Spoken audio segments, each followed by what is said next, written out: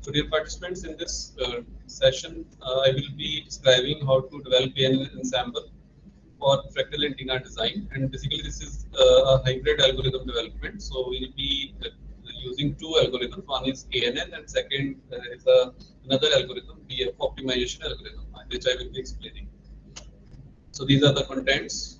First, some background for those participants who are not having their background in antennas, and then directly I will go for the development of an ensemble algorithm, which is hybridized with BFO algorithm, and in that will be I will be describing statement of design, BFO algorithm, ANN ensemble, then hybridization, then what are optimal design parameters which we obtain from this particular hybrid algorithm, and in the end I will also show major references. So all of us know that if we are using wireless communication, then we are using antenna for that wireless communication, because antenna is the interface between the device and the environment when the communication is sent through the wireless port. And the quality of this wireless communication largely depends on the antenna design. So if antenna is efficient, then our quality of wireless communication will be high, otherwise there will be problems. And the most widely used type of antenna for this wireless communication, especially for the handheld devices which we are using in our day-to-day life. So the microstrip patch antenna is the most widely used type of antenna. And these antennas were initially proposed in the early 50s, but these gained attention after 1970s. There are many advantages of these antennas, like lightweight, planar configuration, low fabrication cost, and easiness of integration with microwave integrated circuits. So all of these common advantages or the major advantages of these patch antennas. That's why these antennas are very popular, used in almost all handheld wireless devices and other devices also. And this diagram shows the basic configuration of the antenna. So in microstrip patch antenna, we have mainly four major parts. The first part we can say that is coaxial connector. So if we exclude connector, then there are remaining three parts which are shown as here. We can see the patch. So this patch is there. Then we have the substrate and then ground plane. So first these are first we have this radiating patch, which basically radiates the signal or receives the wireless signal. Then we have a substrate, which is basically a dielectric material having some finite thickness, and then in below that substrate we have a ground plane. So the ground plane is again a conductor. So radiating patch and ground plane, these are conductors, and the thickness of these conductors is very small as compared to the wavelength of the signal. But in case of substrate, it is a dielectric material and it has a finite substrate. Then the antenna configuration consists of these three parts: radiating patch, dielectric substrate, and ground plane. But we have to supply signal to the antenna for radiation, or we have to receive signal using the antenna. So for that we need a connector which will connect the antenna to the signal source or to the receiver. So for that we need a connector. In this diagram, a probe feed or a coaxial connector is shown. So there are different types of feeding techniques or the connectors, but we will not go into details of those techniques. So here in this discussion, I will be referring to this type of probe fed antenna. So the connector used is coaxial connector, and in this coaxial connector, central part of the connector connects to the radiating patch and it goes to the substrate. So hole is drilled in the substrate through ground plane. The upper the radiating patch is connected with the central connector, the central conductor of the coaxial connector, and the outer connector of coaxial is connected with the ground plane. So this is how the antenna, the basic patch antenna is implemented.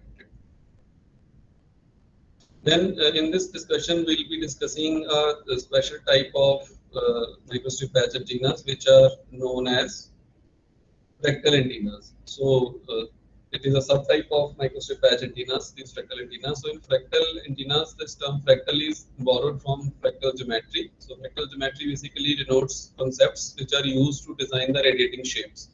The radiating shape which we have seen in the previous slide, so that is a kind of solid shape, rectangular, or we can say the sphere. So we can have any shape at least theoretically for this for that radiating patch. So if that radiating patch shape is designed using fractal geometry, then we call those antennas as fractal antennas. So why we go for these fractal antennas? Because these antennas have further advantages: miniaturization and space filling, multi-band performance, improved directivity, improved gain. Um, I will not go into much detail of these, what we mean by these different terms, because it is mainly related to antenna. So here in this session, I will be mainly focusing on the development of those steps which are leading to the finally design of algorithm for antenna design. So again, this slide is related to the antennas only, that why we need miniaturized antennas, because on the previous slide I have shown that fractal antennas have the advantage that they give us miniaturized antennas. So this is a general term. So we know that the size of the wireless devices, handheld wireless devices, is desired to be small so that we can easily carry. So for portable or for other devices, so we need that the size should be as small as possible. So antenna is also determines or affects the size of the device. So if we need to design antennas which are small in size, so if we are able to do that, so then we say that we have designed miniaturized antennas. So these miniaturized antennas are required for small size implementation of wireless communication devices. And here what we are discussing low power applications like Wi-Fi, Bluetooth, WLAN. So the described antenna is used suitable for these applications. So there are many different algorithms which are maybe termed under as hard computing algorithms or soft computing algorithms, so which can be used for design of antennas. So what the soft computing algorithms or AI-based algorithms, so they have many advantages. Like they can give us better quality results with reduced computation cost. So this is the major advantage of AI-based algorithms or soft computing-based algorithms. So ANN, GA, PSO, BFO. So these are some of the very popular algorithms which are used for the design of antennas. The term fractal, which I have used earlier, so this is basically used to represent a class of geometry with very unique properties. So in this fractal geometry, so there are uneven shapes which can be separated into parts, and every subpart is a small copy of the overall shape. So if we refer to this diagram, so here we can see the overall shape is a triangle, and in at different scales we can identify many triangles, like this is a triangle, then this is another triangle, or even this top is also a triangle. So this is a kind of shape where we can identify subparts which are having the similar shape as overall part, then it is called the fractal shape. And similarly, here you can see that here we can identify various similar shapes in different orientations and at different locations. So this is also a fractal shape. So we have these two properties for fractal geometry, that these are self-similar and space-filling. So this triangle shaped geometry is a dominating self-similar property fractal, and this first shape, this is mainly showing the space-filling property of fractal geometry. So what we mean by space-filling property, that we can adjust more length or more perimeter in a given surface area. So if we compare this particular shape, perimeter of this particular shape with the perimeter of, say, a sphere which can be adjusted in this area, then we can easily come to conclusion that the perimeter of this shape shown on this screen is very large as compared to the perimeter of sphere. So this property is called space filling property. Both these properties are helpful in designing antennas having various desired features, especially multi-band performance and miniaturized antennas. And the original inspiration for the development of fractal geometry came largely from an in-depth study of the pattern of nature. So this fractal geometry is applicable, or it is visible in many natural objects like galaxies, cloud boundaries, leaves, trees. So these natural objects can be modeled using fractals. So if we refer to, say, this particular shape of the leaf, so or the particular this the shape which may be representing a branch of the tree, or we can even refer to the overall tree, any tree which we found in general in our surrounding.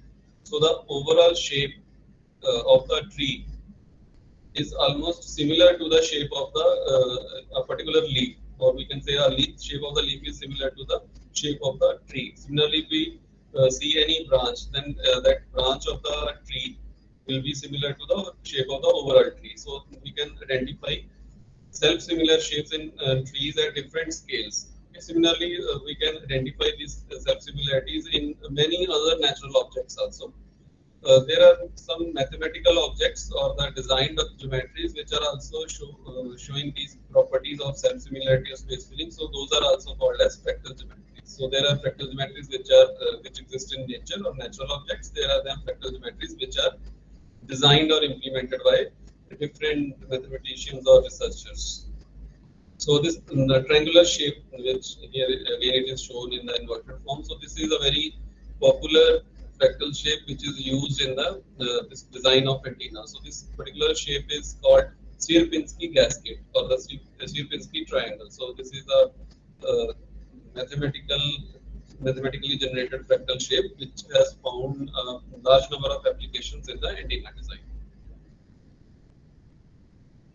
So if we want to further go into details that how these fractal shapes are generated, then this is the procedure to generate those fractal shapes. So we apply an iterative algorithm to generate the fractal shapes. Then we have a shape which is called initiator. Then we have another structure which is called a generator, and that generator is replicated many times at different scales, different positions, and different directions to achieve final geometry, which is basically will be a fractal geometry. Ideally, if we go by the strict definition of fractal, so then that means there are infinite number of iterations of this particular process to generate that shape. But if we stop after some iteration, then that geometry will be called as pre-fractal. But in antennas, so pre-fractal and fractal, so these two terms are used interchangeably. So we repeat the fractal generation process 2 to 3 times, or in some cases up to 5 times, and then we stop. So that the resulting shape is basically a pre-fractal shape according to strict definition. But in literature, pre-fractal and fractal both terms are used to denote those types of fractal antennas. So then there are another examples of generation of these fractal shapes. So I will not go into details of these generation of shapes. All these shapes are suitable for antennas and has been used by different researchers for development of antennas. So these are again examples of fractal shapes. These are again some fractal shapes which have been successfully used for the design of antennas. So now I will directly go to this particular discussion, development of an ensemble BFO hybrid sort computing algorithm for antenna design.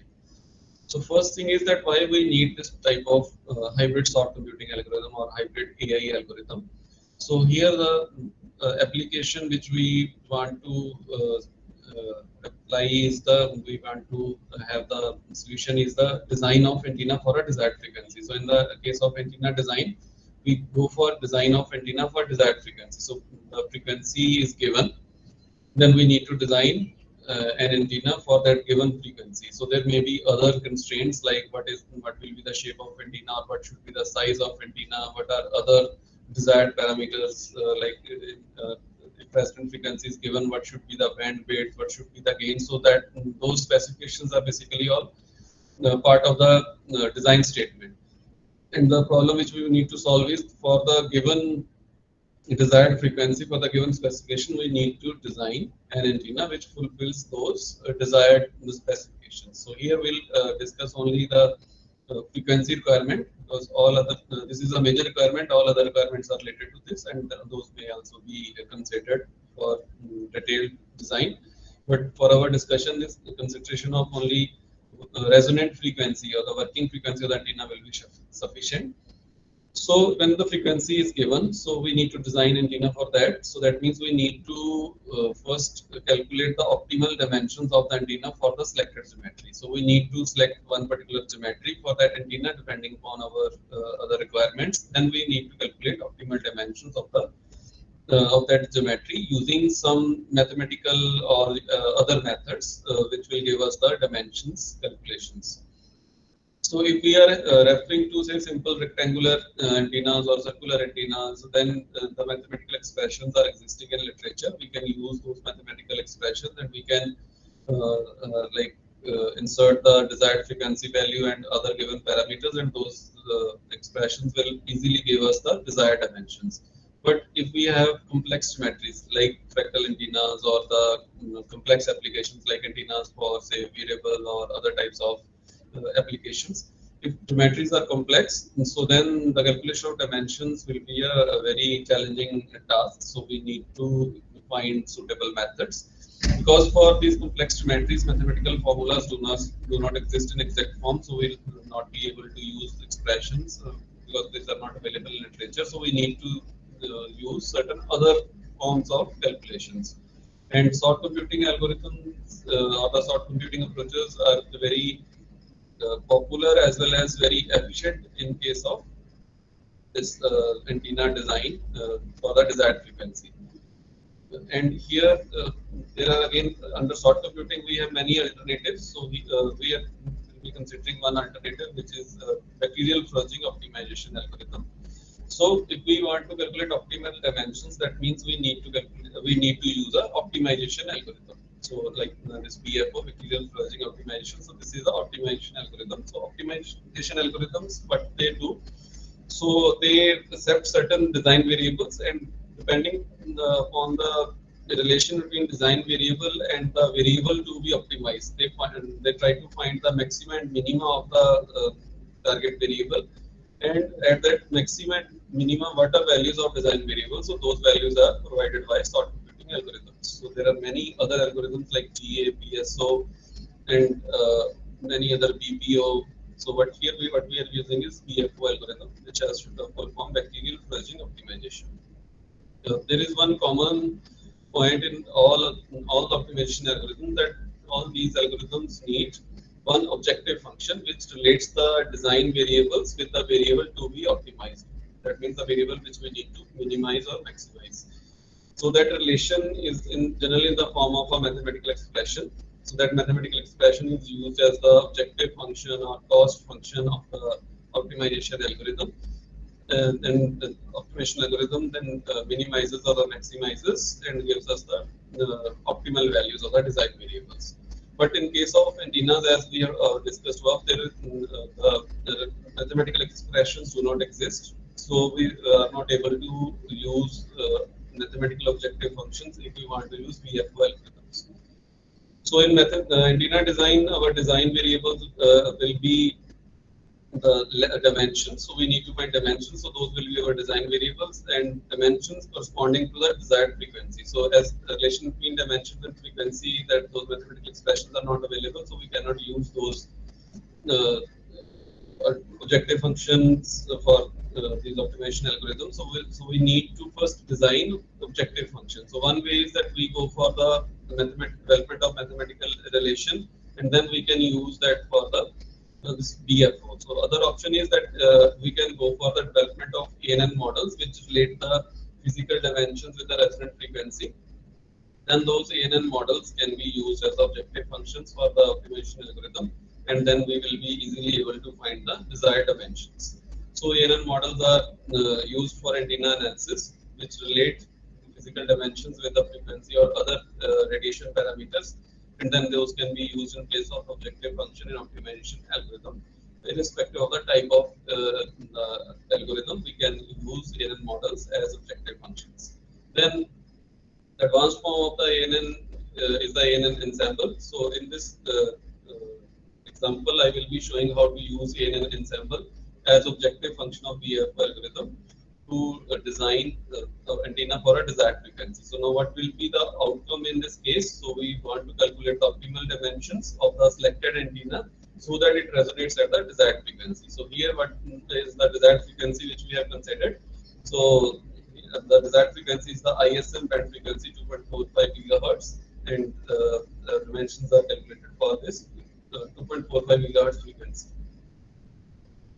So statement of the problem can be divided into three parts. So here what we want to do, we want to design Okay, so dear participants, I was explaining that if we want to design antenna, then we need to at least answer first these three questions: that what will be the shape of antenna, what will be the frequency, and what will be the calculation method. So here, from the design problem, so the shape required is the fractal patch antenna with having size miniaturization characteristics. The algorithm to be used is the short computing algorithm or AA algorithm, and the desired application is ISM band application. So ISM band application here refers to the 2.45 gigahertz ISM band, not the other ISM bands. But this approach is very general. So here, instead of fractal, there can be any other shape. Similarly, instead of hybrid short computing algorithm, so there can be any other AI algorithm or even any other conventional or hard computing approach also. Similarly, this approach is applicable to any frequency which we can select, which we desire.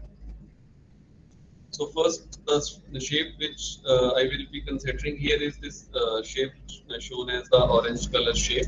So let me show take this pointer. Okay. The options laser pointer. Yes.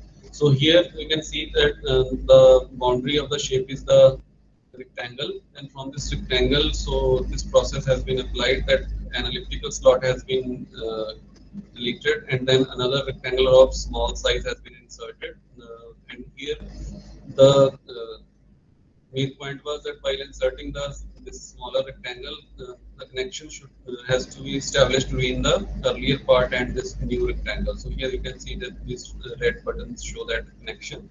Similarly, this procedure is repeated on the internal, the second rectangle, an elliptical slot has been deleted or the cut, and then new rectangle has been inserted. And this process can be repeated many times, so that will give us a fractal shape. So if this is the base shape, or we can call it as the zeroth iteration, this shape is called as the first iteration shape. This is called the second iteration shape. And the basis for selecting this shape was the reference from literature. In literature, there were different types of shapes. Like this is one similar shape which was proposed in literature.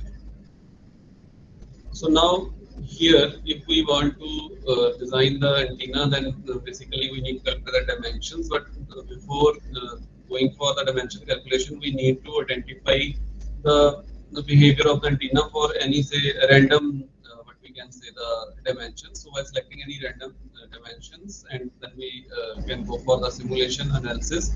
And here what we did, so we simulated all these three antennas having same outer dimensions, and we compared their resonant frequency, and then we found that the base geometry resonated at 3.12 gigahertz, and the first iteration shape of same overall size. The outer size was the same, so it resonated at 2.35 gigahertz. Second iteration resonated at 2.32 gigahertz for the same physical dimensions. What we observed, or what we can see from this diagram, is that the resonant frequency, the working frequency of the antenna, shifted towards the lower end of frequency. So from 3.12, so we were able to go to 2.32 gigahertz. So using the same dimensions, if we are able to reduce the frequency, then that means this is achieving miniaturization of the antenna. Because if it is a general concept that thus if we want to increase the frequency, if we increase the frequency, then the size of the antenna will increase. If we want to decrease the frequency of the antenna, then the size of antenna will decrease. So here what we are doing, we are decreasing the frequency without increasing the size. So the frequency and size are inversely proportional. So we are able to keep the same size, but we are able to decrease the working frequency. So that is the basically miniaturization of antenna. So implementing antennas at lower frequencies without increasing size. So that is the miniaturization objective. So in this analysis, it was observed that the shifting of resonant frequency values towards the lower end of frequency scale confirms the miniaturization characteristics of this particular shape. So in our design problem, selection of miniaturization is one of the major targets. So this shape achieves that target of selecting miniaturized shapes. So shape, antenna shape having miniaturization characteristics. In this particular analysis, because this antenna was designed for a particular application, ISM band application, and that ISM band application has a particular bandwidth. So not only the 2.45 gigahertz center frequency is required, we need that antenna should be working over the entire band. So for that, we say that the antenna bandwidth should cover all the entire band. But in the previous antenna results which I have shown, it was observed that the bandwidth of the antenna was very small. So this was the main limitation of that antenna, which was named as crown rectangular fractal antenna. So its bandwidth was very small. So the requirement was to increase the bandwidth, to enhance the bandwidth. Then from the literature, we can search that there are different techniques which can be used for enhancing the bandwidth of the antennas, like slotting of the antenna, tapering, coplanar, use of coplanar waveguides, and many more techniques are there. So, but in this design, what we did, so we selected this technique of tapering of diagonally opposite corner of this particular antenna to enhance the bandwidth. So this approach was studied from the literature that if we go for this opposite tapering of diagonally opposite corners, so it may lead to enhance the bandwidth. So this approach was selected, and this was applied to the antenna geometry. And it was found that this resulted in the enhancement of bandwidth. So there was 144% improvement in the bandwidth. So bandwidth increased from 38 megahertz to 92.8 megahertz, and the ISM band bandwidth is 85 megahertz. So now the achieved bandwidth is 92, so which was sufficient to cover that desired ISM band application. So this technique was useful for this particular design problem. But in this case, another parameter which was observed was that here the frequency shift when the tapering of the corners was done. So the frequency shifted towards the higher side. So we wanted that the frequency should be shifted towards lower side so that we can achieve more miniaturization. But the reverse happened. So the cost to enhance the bandwidth was paid in the way of shift in the resonant frequency towards the higher side, but the shift was not very large. So this particular technique was applied, and the gain was also not very. There was not very large variation in the gain. So this technique was applied for enhancing the bandwidth. So now, by tapering the opposite corners, so the geometry was finalized. Now the problem was what should be the dimensions of that particular shape for the desired frequency of 2.45 gigahertz, because there is no direct formula, so we need to select some alternative. So here the alternative selected was the use of BFO algorithm along with ANN ensemble as its objective function. So I will briefly explain first BFO algorithm, then I will go for the development of ANN ensemble, which is used as the objective function of this BFO algorithm. So the BFO algorithm, which has full form as vectorial floating optimization. This is an evolutionary optimization technique which was proposed by K.M. Casino in 2002. This is inspired by the floating behavior of E. coli bacteria that lives in human intestine. So there are these three major steps: chemotaxis, reproduction, and elimination and dispersal. So these are basically three steps which the bacteria follows when they live in our intestine or in their lifetime. So what we mean by chemotaxis? So chemotaxis is basically refers to the motion pattern of the bacteria. So bacteria generates to move to areas which are rich in nutrients and free of noxious substances. So the motion pattern generated by the bacteria to move to area which are rich in nutrients. तुम्हारी शक्ल दिख नहीं रही है, तुम सबसे लगातार बात कर रहे हो। हाँ चंद्र, तुम्हारी point which we need to discuss. Warning हो गई तुम्हारी। Neha, kindly take care. Done, sir. Thank you. So this motion patterns are referred to as chemotaxis. So basically there are two motion patterns. One is known as swimming, second is known as tumbling. So if the bacteria moves in the predefined direction, then it is called swimming of the bacteria. If it moves in the different direction, then it is called the tumbling of the bacteria. So bacteria moves between, alternates between these two modes of operation during its entire lifetime. So when bacteria swims or when bacteria tumbles, so the reason is, if bacteria is moving in a particular direction, it will continue to move in that direction until there is reduction in the nutrients. So bacteria try to find an area which is rich in nutrients, so it moves from its location. It will continue to move in one particular direction if it finds sufficient nutrients, or the quantity of nutrients is not decreasing. But if bacteria find that in that direction nutrients or the food is not sufficient, then it will change its direction. So it is called tumbling of the bacteria. So, because it is very unlikely that for the whole lifetime it will continue to move in one particular direction, so it has to change direction after swimming in for some time. So that tumbling operation is a very important step in case of bacteria flourishing. Then another process which is involved in the VFO is the reproduction of the bacteria. So how these E. coli bacteria reproduce? So after sufficient number of Chemotaxis steps, so E. coli bacteria grows, it gets longer, and then it divides in the middle into two daughters. So two bacteria are generated from one after some Chemotaxis steps, and then we can easily calculate that the initial number is x, then after some time the number will be 2x, then again each of the 2x bacteria will divide into 2, then there will be more number of bacteria. So after with time there will be exponential growth of the bacteria, but these bacteria die after some time. Old bacteria die after some time, so that's why the number means manageable. In mathematical implementation, what we do, so we assign a fitness value to a bacteria. A cost function is used which calculates the fitness value. The objective function which we will be developing using an ensemble, so that is used to calculate the fitness value. So we start with a population in the implementation of VFO. Mathematically, we start with some fixed number of bacteria, and after some time those bacteria will reproduce and the number will be doubled. So we need to again keep the number of bacteria constant. So we need to delete, or we need to kill half of the bacteria after reproduction. So how to decide which bacteria we need to remove? So for that we use this fitness value. So we calculate first fitness value for each bacterium. Then the bacteria are arranged. Ranking is done on the basis of fitness value.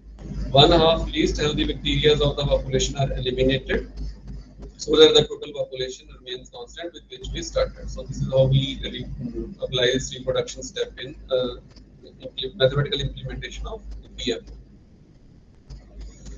Then there is another step which is called elimination and dispersal. So the major problem in optimization algorithms is that they stuck in local minima. So that means the answer produced by the optimization algorithm is not the overall answer. So they most of the algorithms stuck in local optima. That means the answer produced by those algorithms is best in certain range, but it is not overall best. So that means it is not global optima. These values are not globally optimal. So global optimal means if we consider any possible value, so those values which are produced, so those are optimal as compared to any other possible value. But if the algorithm gives us results when it is stuck in local optima, so then the optimal values will be suitable for certain region only, for certain range only.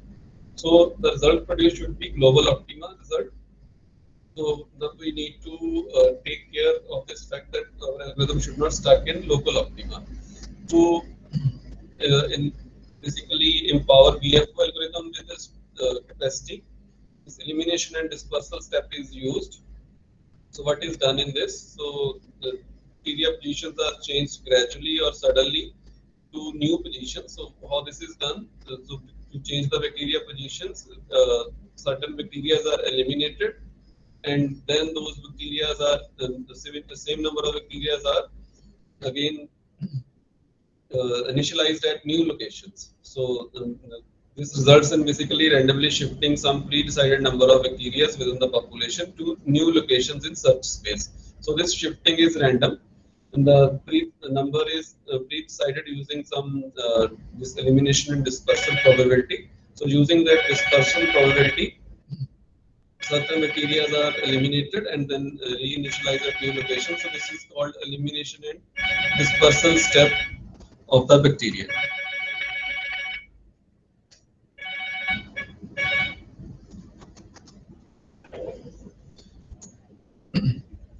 Then the next step is the termination of the algorithm. So after repeating these steps, after some time we need to terminate the algorithm. So there are different termination criteria for the algorithm. So most commonly used or the most simple criteria is that we can pre-specify a number of iteration for which the criteria for which the algorithm will be repeated, and we stop after that. So with practice or with referring to the literature for BF or for any other algorithm, we can determine the possible number of iterations which may result in our optimal values. So when we determine our algorithm, what will be the output of the algorithm? So there will be best fitness value and corresponding design variable, or in simple terms, we'll have optimal values. In case of our example, so when our algorithm will terminate, it will give us the optimal values of the length and width of the antenna geometry, which will result in the 2.45 gigahertz resonant frequency. Now, for this BFO algorithm, we need to calculate fitness value. For calculation of fitness value, we need objective function, cost function, whatever we call this as, so that relation is required between the design variables and the variable to be optimized. So, as I described earlier, in case of complex antenna geometries, that mathematical relation is not available. To find that mathematical relationship, so one way is that we can use the artificial neural networks. So those artificial neural networks will relate those input variables with the output variables, and then that ANN can be used in place of objective function. And the same has been done in this development of hybrid algorithm. So this ANN is an information processing paradigm that is inspired by the human brain's information processing mechanism. These networks or these models are based on the human brain's model or the human brain's working. In human brain, we have the basic processing unit, which is named as the neuron. So in ANN also, we have the same term. We use artificial neuron. So the term basic processing unit is again artificial neuron. So we have, as in brain, we have interconnection of various neurons. So artificial neural networks also consist of various connections of artificial neurons. And the objective of the ANN is to transform the input into meaningful output. So the input which is applied, that should be converted into meaningful output when we design any ANN. As we human learn by example, so same is true for ANNs also, that these ANNs learn by example, but we need to design ANN for for a specific application. So if we want to use ANN for a specific application, then first we need to design ANN for that particular specification or for that particular application through a learning process. So learning has to be a major part of ANN design. So using that learning process, ANN will be developed. So during these 4 days, different speakers have discussed various types of learning: supervised learning, unsupervised learning, reinforcement learning. So those learnings are involved in development of ANNs. So in biological systems, how we learn, so the strengths of the interconnections of our neurons, so that strength is basically adjusted when we learn any new information. And same is true for artificial neural networks also, that their connection strength is changed when we train them or when we make them pass through a learning process. So designing the ANN through learning process is also called training the ANN. So these two terms are used interchangeably: training the ANN or learning the process of ANN. So in this example, I will be explaining the design of a feed-forward ANN, so which is a very popular and simplest form of what we can say the ANN. So in feed-forward ANN, the data flows in one direction only, forward direction. So this diagram which is shown here shows multiple layer feed-forward ANN. So we have multiple layers. So the first layer is called input layer and the last layer is called output layer. Then in between we can theoretically have an n number of or l number of layers. So these layers are called hidden layers. So in this you can see that all the layers are fully connected. So in for each layer, so these circles basically show the artificial neurons. So all the neurons are fully connected in the feed forward direction. So what we mean by fully connected, so the output of this neuron is applied to all the neurons in the next layer. Similarly, output of second neuron is applied to all the neurons of the second layer. So that this process is followed for all the layers. So this is the basic architecture of feed-forward ANN. So now, what should be the number of hidden layers? What should be the neuron in each layer? What should be the number of input neurons? What should be the number of output neurons? So uh, while designing the ANN, while developing the ANN, we need to answer such questions. And to answer such questions, we need to follow this ANN design steps. So these are the basic ANN design steps. So first we need to determine the number of inputs and outputs. So we need to determine the number of inputs and outputs from the given design problem. That design problem will have certain input variables and certain output variables. So the number of input neurons or the number of inputs required for ANN model will be equal to the input variables of the design problem. Similarly, the outputs required will be equal to the outputs of the output required in the design problem. So these steps are basically written in reference to the feed-forward ANN design. So all these steps are directly written in reference to the network architecture I have just shown. Then next point is we need to generate a data set and divide the data set into training and test data sets. So again, these steps refer to the supervised learning. So these steps discuss the development of ANN or design of ANN using supervised learning. So feed forward ANN development using supervised learning. So in supervised learning, as explained by many experts during the last 4 days, that we need certain examples. We need a data set which where we have inputs and their corresponding outputs. So certain examples of input outputs are there, and those examples basically constitute the data set for designing the ANN, and that data set is divided into train and test data sets during the development of ANN.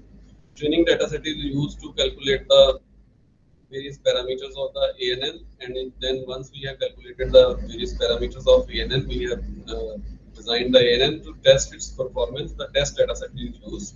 So if the ANN works fine for test data set, then we can say that ANN can be used for actual application. So here, after having that data set, after dividing that data set into two parts, the next step required is we need to initialize an ANN architecture. That is, we need to initialize the number of hidden layers and neurons in each layer. So number of neurons in input and output layers, so those will be defined by the design problems. Those will be equal to the number of input and output variables respectively. But for the hidden layers, we need to initialize number of hidden layers and neurons. So depending upon the application, so there is a probable number of hidden layers which can be found in literature. So we can go through literature and we can come to know that this number of hidden layers will be sufficient for this type of application. And generally, most of the applications can be solved. Most of the traditional applications can be solved using a single hidden layer neurons. So the single hidden layer ANN models. So we can go for single hidden layer or the 2 or 3. For traditional design problems and linear design problems, we can go with 1 or 2 hidden layers. So in most of the cases, that number will be sufficient. So here, clearly, I am not talking about the deep architecture. So I am talking about the traditional ANN design problem for antenna applications. Then once we have initialized ANN architecture, then we need to train that ANN architecture or that ANN model using suitable learning approach and for desired performance goal. So we need to adopt certain learning approaches. So there are different learning approaches for depending upon the type of the ANN. So we need to select a suitable learning approach. Then by applying that suitable learning approach, learning algorithm, we need to calculate the strength of interconnections, so which is called weights in terms of ANN terminology. So we need to calculate the interconnection strength or the weights of the ANN model, which will give us the desired output. And we need to achieve the desired performance goal. So I would like to explain here more on the performance goal. So what we mean by performance goal? So basically, when we want to design an ANN, so we want to achieve a design which gives us the desired output. So if we compare actual ANN output with the desired output, so first theoretically we target, so we want that the desired output and the actual ANN output that should be same. So if we subtract the ANN output from the desired output, the error should be 0. So that is the basically ideal requirement. Practically we will not achieve that error as 0. So that error may be very close to 0, like it can be 0.001. So if we write 0.001, so this is basically 10 raised to minus 3. Or we may set that we'll consider say 0.001 as equivalent to 0. So in our case, we can decide that if our error is below 0.001, then that error is tolerable. So that then 0.001 or 10 raised to minus 3 will become our performance goal. That means we want to achieve a design which produces an error which is equal to or less than 10 raised to minus 3. So that will become the performance goal. So for ANN development, we need to set performance goal. And generally for most of the applications, this performance goal is 10 raised to minus 5 or 10 raised to minus 6 for most of the antenna applications. So this goal will be sufficient.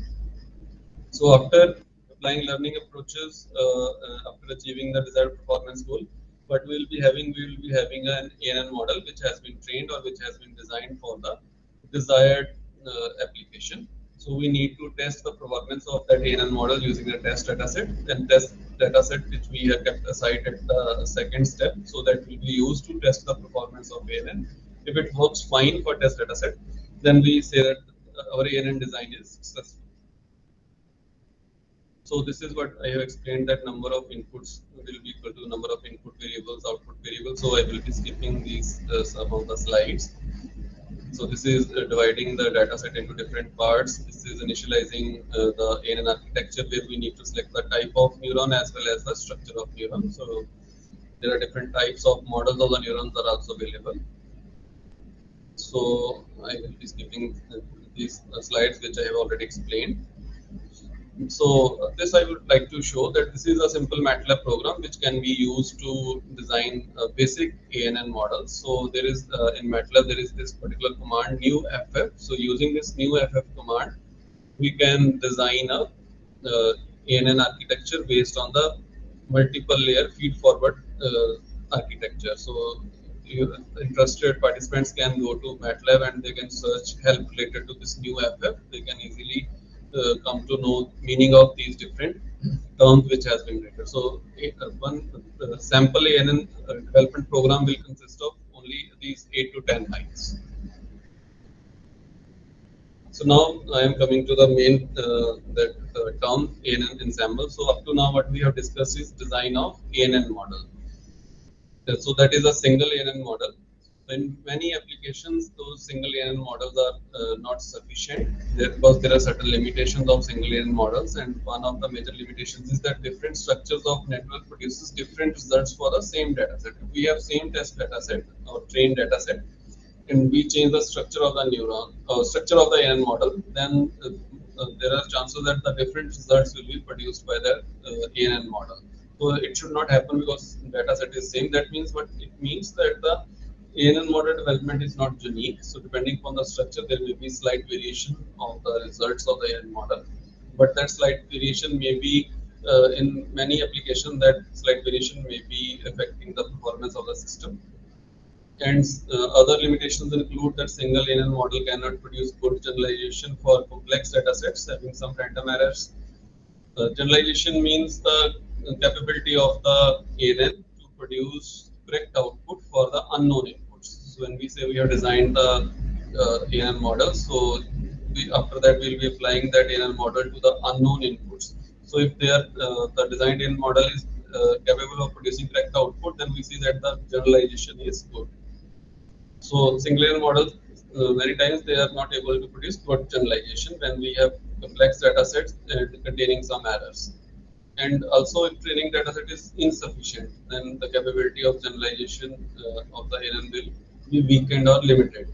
And for some applications, single ANN will not be sufficient, so we need to go for many ANNs. So instead of using single ANNs, if we use many ANNs in parallel for same input-output function with outputs combined, then that will be called as ANN ensemble. So ensemble means many ANNs are used in parallel, and the input-output relationship of the input-output function is same, and the final outputs are combined to generate the merged output or the combined output.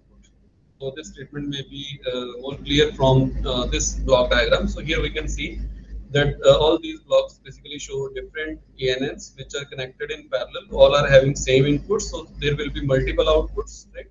So these multiple outputs need to be combined using an ensemble strategy to generate a final combined output. So this is the architecture of ANN ensemble. So now here this ANN ensemble has been developed for the design of antenna. So again you can see here same shape which we have finalized earlier. So that same shape is shown here. So now what are various physical dimensions which are involved in the design of this antenna or in the development of this antenna? So here we can refer to this diagram and we can see that there are three W values, width values, W, W1, W2. Similarly, there are three length values, L, L1, L2. So now L and W denotes the overall length and width. Then L1 and W1 denotes the length and width of this inner rectangle of the first iteration shape. Then when we go to second iteration shape, then there will be two more variables, L2 and W2. Right? So these are 6 variables which are related to the length and width of various rectangles. Then tapering dimensions are there, so these can be variables. So here, but these dimensions has been shown as 4 mm. So this 4 cross 4 mm tapering is done. So, but these can be another variable. Similarly, what will be the thickness of substrate? If you remember, on the first slide, I have shown that every antenna has a substrate with finite thickness. So, what will be the thickness? So, the thickness can be variable. Similarly, what will be the dielectric constant of the substrate? That can also be a variable. So, if we refer to this antenna, so the required number of variables which need to be determined for any frequency. So that variables include these 8 rotations: L, W, L1, W1, L2, W2, H, and epsilon r. So these are the 8 variables which affect the value of the resonant frequency. So here you can see that the output is shown as the resonant frequency, which will be dependent on these 8 variables. So antenna analysis algorithm, whether it is ANN based or any other type of antenna analysis algorithm, so it should be able to predict the frequency value depending on different values of these 8 variables. So, but if we refer to all these 8 variables and we try to solve this problem, so it is a multivariable problem. It will be a very complex problem, so which will be very hard to solve. So, what we can do, so we can go for certain techniques which may result in the decreasing of the variables, and similar technique was applied in this design. So, what we did, so we kept only L and W as the independent variables. All other variables, L1, W1, L2, W2, so those were fixed as the ratios of L. So that way, if we know the L and W, then L1, W1, L2, W2 can be calculated using these relations. So L1, W1, L2, W2, these are made dependent on LW. So L and W are our independent variables. Also, the material was fixed. So the substrate thickness and epsilon r was taken as the one of the commercial available materials. So that's why these variables were converted into constants. So instead of now 8 variables, but we have only 2 variables at the input. So these values of these 2 variables will affect the resonant frequency, because all other are dependent on these L and W, or these are constants, so they will not directly affect the FR. So we cannot say directly change those inner variables. So we need to change only L, W. So these are independent variables. So our antenna ANN model should have these two variables as input, L and W, and it should produce the FR as output. So this is the number of inputs and outputs for the ANN model which we need to use for this antenna design. So we have determined number of inputs and number of outputs. So 2 inputs, 1 outputs. In ANN ensemble, we have multiple ANNs in parallel. All will have these 2 inputs, and they will produce 1 output. So here you can see that 10 ANNs are shown in parallel. So we'll have 10 outputs, so we need to combine those 10 outputs into a single output. So in an ensemble, we use certain ensemble strategies to combine these outputs to generate a single output. Here you can see that instead of ANN, so different names are written. So I will be explaining what we mean by these different names in the upcoming slides. So all these are basically different types of ANNs which have been used for development of this ANN ensemble. So now, if we want to design ANN ensemble, then these are the three major steps which we need to follow. So earlier I have described 5 steps for ANN development. So now we are using 10 ANNs in parallel. So all those 5 steps which we have discussed, so all those 5 steps will be applied for each of the ANN for designing. Then after we have 10 ANNs, then those will be connected in parallel. So then those will be forming ensembles. So these are the only 3 major steps which are required for ensemble development in addition to earlier steps. So we'll discuss these steps one by one. So first step is to select diverse training dataset from the original source dataset. As here the ANN ensemble model which has been shown, so that uses 10 ANNs in parallel. So that means we need to train 10 ANNs. So we have one original source dataset, then we need to select 10 subsets of data from that original source dataset. That is called generating diverse training datasets. Those subsets of training dataset which we generate from original source dataset, that is called, that should be different from each other. So that means that should be those subsets should be diverse from each other. So this can be achieved by different techniques. So there are different methods of achieving diversity in those subsets which we select from the original source dataset. So some of the techniques are shown, written here, like bagging and its variant, noise injection, cross validation, stacking, boosting and its variant, negative correlation learning. So all these are names of the commonly used techniques for generating diverse training datasets from the original source dataset. So bagging I will be explaining here, which has been used in this development. So this bagging, which stands for basically bootstrap aggregating. So this is the first widely used method. So this is used to generate multiple subsets of data from the original source dataset, and the working of the bagging is more understandable by using this example. So here what we can see, that original source data set has these 8 samples. Then we say want to generate 4 subsets of data. Then what will be done? So randomly one of the data sample will be selected to be part of the training set 1. So randomly for the required number of entries in subset 1. So randomly one of the sample will be selected and that will be made part of the subset 1. So as we are selecting randomly, so there may be repetition of the selection. So during during different selections, the same number may be selected, like which is visible here also. 7 has been selected 2 times, 3 has been selected 2 times. And similarly, there may be some numbers which may not be selected, like 4 and 5 is not part of training set 1. So that means during the random selection of the samples from original dataset, certain samples will not be selected. Those which are samples which are not part of training sets, those can be made part of test dataset. So if we want to say generate second set, then we can again apply that random procedure. Then we can form second set, and this way we can form desired number of subsets. And then the subsets, the length of the data set subset can be same to the original, or it can be like less than the original. Okay. So this type of approach is called the bagging approach, and that same approach has been applied in this particular implementation. So what was done in this particular implementation? So originally source data was generated. So different length and width values. So 30 length and width values were selected randomly, and the corresponding frequency, resonant frequency, was calculated using the simulator. So then this arrangement of output, FR is output, LW is input. So this type of arrangement basically forms our training data set. So out of these 30 values, so these 30 values form the original source data set. So 10 subsets were generated using the bagging algorithm. So these lines show that pseudocode for bagging algorithm. And the size of the subsets was varied from 20 to 25.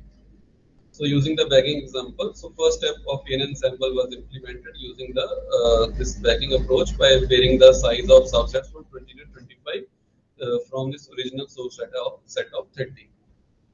And then the second step of an ensemble development includes creating accurate and diverse ANN ensemble members. So 10 members need to be connected in parallel, or multiple members, multiple ANN models need to be connected in parallel to develop the ANN ensemble. So now how to generate those members? So there is condition that those members should be accurate as well as diverse. That means those members should be producing good accurate output, and the output should be different. There should be diversity in the output, because if we are using the copies of a particular ANN model in parallel, then the similar ANN models will not result in any improvement in the performance of the ANN. So there are different methods to create accurate and diverse ANN ensemble members. So some of them are listed here. So first is the training the ensemble members on different subsets of data. So in first step we have generated different subsets of data. So if we use different subsets for training of ANN ensemble members, then it will result in accuracy as well as diversity. Another method is initialization of different starting weights for each of the ensemble members. So this is another approach which can be done, which can be followed, or we can vary the architecture of the neural networks which we are using in parallel, like number of hidden layers, number of hidden neurons, those can be changed, or we can change different training algorithms. Like some of them can be trained using a very simple and popular algorithm, learning algorithm, backpropagation, or there can be other types of training algorithms like RBF, the radial basis function. So such different training algorithms can be used to include to insert the diversity in the ANN ensemble. And it should be kept in mind while developing ANN ensembles that there is little to be gained by combining ANNs whose errors are positively correlated. So if errors are positively correlated, they produce same errors for the same type of inputs, then ANN ensemble members will not enhance the performance of the models. So here in this example, so all these steps which are listed on previous slides, so those approaches were applied in a combination way. So we used all different approaches which has been listed. So we changed the type of the ANN. So here network type, you can see MLP ANN. So multilayer perceptron neural network. MLP stands for multilayer perceptron neural network. So 4 models were designed using this network type. 3 models were designed using radial basis function neural networks, so named as 1, 2, 3. Similarly, this is another network type which has been used. Generalized regression neural network type was also used. So total 10 models which was used in parallel was selected from 3 different types. Then number of hidden layers were changed in MLP.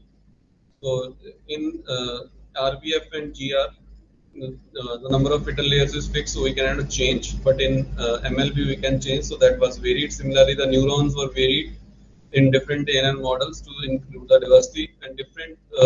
We need to also fix certain other parameters. So those parameters were also changed to include to insert the diversity of the different ANN members. So this was the approach which was followed in this ANN ensemble development to introduce the diversity.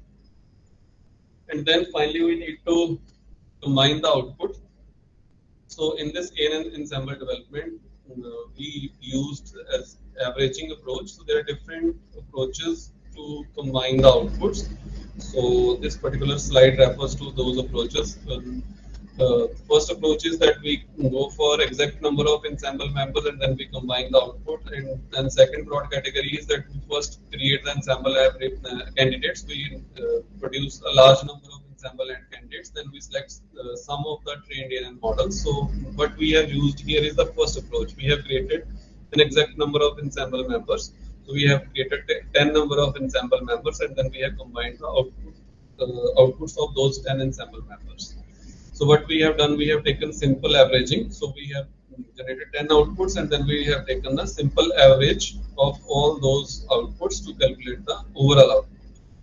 So that approach was followed to calculate the combined output or the final ANN ensemble output.